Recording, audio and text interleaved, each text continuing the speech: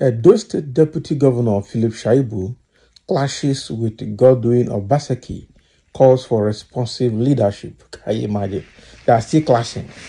When will their clashing end? Election will be on the 21st of September 2024, which is about less than a month away.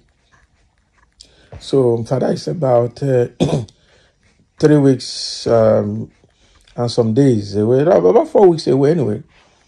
All right. And so these people are still fighting each other. I don't think, even after their tenure has ended, I don't see this fight ending, I'm telling you. According to a report from Vanguard News, the rift between Governor Godwin Obaseki and his reinstated Deputy Governor Philip Shaibu has escalated as Shaibu unleashed scorching criticism against Obaseki, describing him as insensitive to the feelings of the people of Edo State. Shaibu's outburst came on the sidelines of the ongoing second plenary of the Catholic Bishops' Conference of Nigeria in Auchi, where he spoke to journalists. Can you imagine? Even church program has turned to political avenue for addressing the press. Now, wow. So Shaibu lambasted Obaseki, accusing him of being disconnected from the people's plight. He also took a swipe at religious leaders, urging them to be cautious in bestowing names on leaders without ensuring that such individuals embody the values of servant leadership.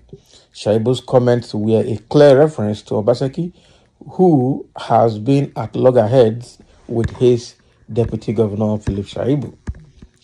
So during the sermon at the CBCN conference, Reverend Father Gabriel Dunia highlighted the challenges facing Nigeria, emphasizing that leaders often see themselves as lords over the people instead of servant leaders as ordained by God.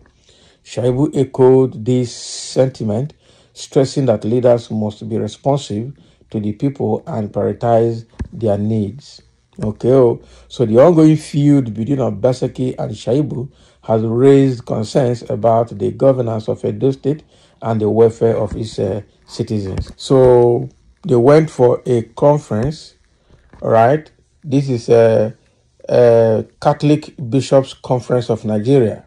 It's where at Auchi, that is where Shaibu has turned that conference to political gathering. So he went there now, and rather than talking about God, they started lambasting each other there. So from there, he said Obaseki is insensitive to the plight of the people. He is far, far, far away from the people and can no longer see their plight. Can you imagine all of these talks? So, so is he himself now that is, that is in touch with the people?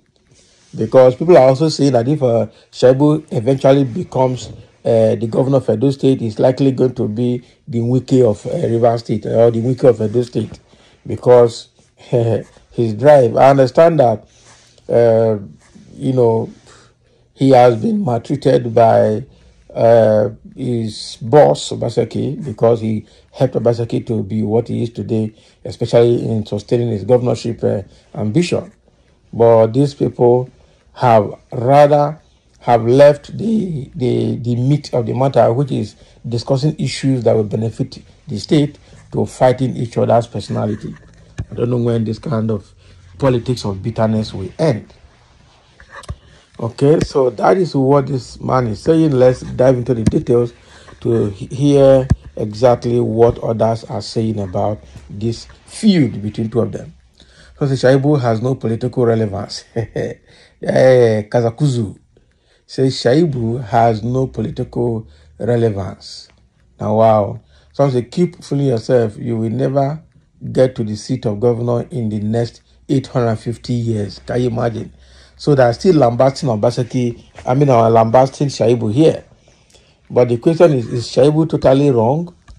Or is the problem I have with all the politicians, both Obaseki, Shaibu, and all of them, being the ones that are coming and the ones that have left, is that when you hear them talk like this, it's the interest that is driving them. there's large gap between what they say before they get office and what they do when they eventually get into the office. That is the problem.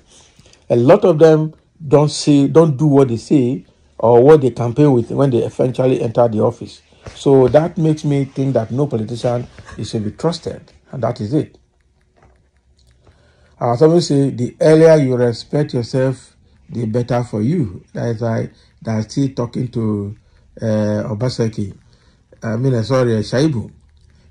A leadership he has been part of since inception. Shaibu is a loser and will not get what he is looking for in APC.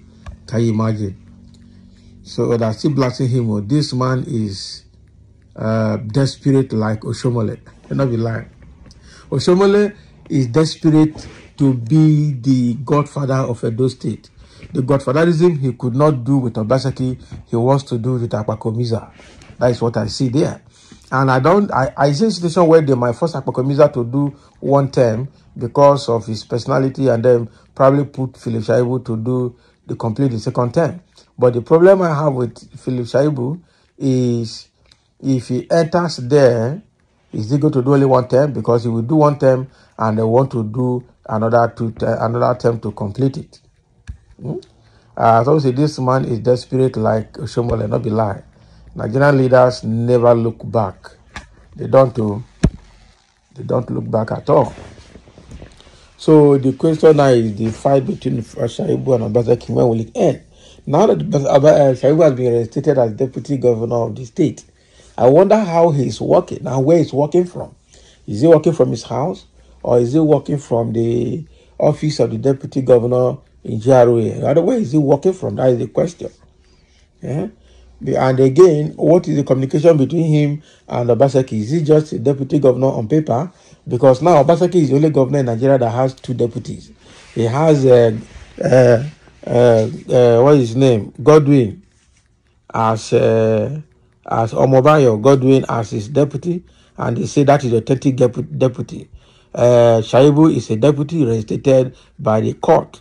So now, who is the original deputy? Because at the end of the day, somebody will have to vomit what is paid. Other Godwin Omobayo will vomit whatever he has collected as deputy governor's entitlement, or Shaibu will either vomit what he has collected or will not receive what is balanced. So I don't know how Obaseki wants to run Edo State until he leaves office. He's running with two deputies. The only governor in Nigeria that has two deputy governors. Now wow for these people. Okay. So that is what is happening. Thank you for listening, and let's have your comments.